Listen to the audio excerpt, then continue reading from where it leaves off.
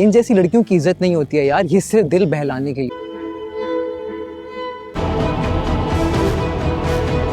पर कब खत्म होगा? मैं आपको पिक करने आ जाऊंगा। किसी लड़की के साथ देखा था। आप इतनी नर्वस क्यों हैं? Please relax. हो कौन तुम?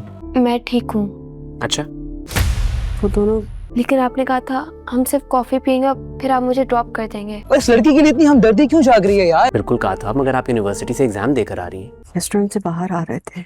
ड्रामा सीरियल चालबाज के आने वाले एपिसोड में आप लोग देखेंगे अब आयशा ने तो इस बात का फैसला कर ही दिया है कि वो अनाया और रोहान की शादी करवा देगी और बहुत जल्द उन दोनों की शादी भी हो जाएगी। और जिसके पीछे अब तक अनाया पागल थी उसकी असलियत भी बहुत जल्द उसके सामने आ जाएगी, क्योंकि अभी तो वो जिस तरह अनाया को बेवकूफ बना रहा है और जिस तरह उसे ब्लैकमेल कर रहा है इसके बारे में वो बिल्कुल भी नहीं जानती। वो समझती है कि शायान की ये मोहब्बत है मुझसे, इसी वजह से वो मुझसे इस तरह बिहेव करता है, लेकिन असल में वो उसे ब्लैकमेल कर रहा है क्योंकि शायान का कभी भी अनाया के अंदर इंटरेस्ट नहीं था, सिर्फ और सिर्फ अनाया उसके पीछे पागल थी। लेकिन अब जब रोहान और अनाया की शादी हो जाएगी तो उसके बाद भी शायान उसकी जिंदगी खराब करता रहेगा और उसकी जिंदगी में दरारें डालने की बहुत कोशिश करेगा। उसके बारे में रोहान को बहुत सारी उल्टी सीधी बातें भी बताएगा और अपनी और अनाया की मुलाकात भी कुछ तस्वीरें उसके पास मौजूद होंगी वो भी वो रोहान को दिखा देगा। लेकिन रोहान ये सारी बातें देखने के बाद सारी बातें इग्नोर कर देगा क्योंकि वो अनाया को जानता है कि अनाया ऐसी लड़की बिल्कुल भी नहीं है, ये सारी हरकतें शायान की है और वो शायान को इस बात का मुंह तोड़ जवाब भी देगा।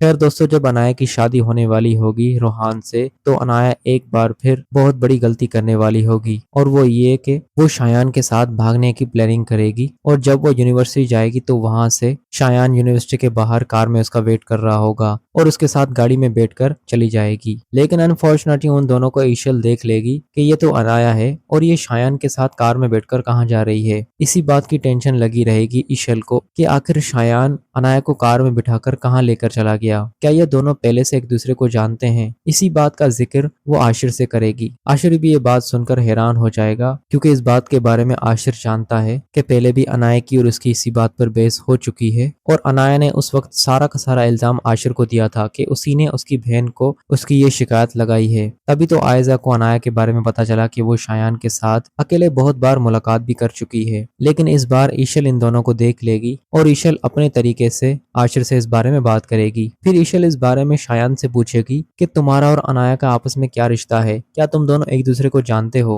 इसी बात का जवाब शायान उससे देगा, नहीं नहीं ऐसी कोई बात नहीं, हम बस कॉमन फ्रेंड हैं। वो तुम्हारे एंगेजमेंट वाले दिन मेरी उससे थोड़ी बहुत बात हो गई थी, इसी वजह से उसके साथ थोड़ी बहुत दोस्ती भी बन चुकी है मेरी। ये बात सुनकर ईशल भी रिलैक्स हो जाएगी। फिर वो ज्यादा इस बात के बारे में नहीं सोचेगी क्योंकि शायान ने उसको इस बात के बारे में जवाब दे ही दिया। लेकिन शायान ईशल की जिंदगी बर्बाद नहीं करना चाहता, वो तो अपनी बेइज्जती का बदला आयजा से लेना चाहता है और आयजा का घर खराब करके और साथ ही साथ अनाया की जिंदगी भी बर्बाद करना चाहता है। यही सब कुछ होने से पहले आयजा अनाया की शादी रोहान से करवाना चाहती है।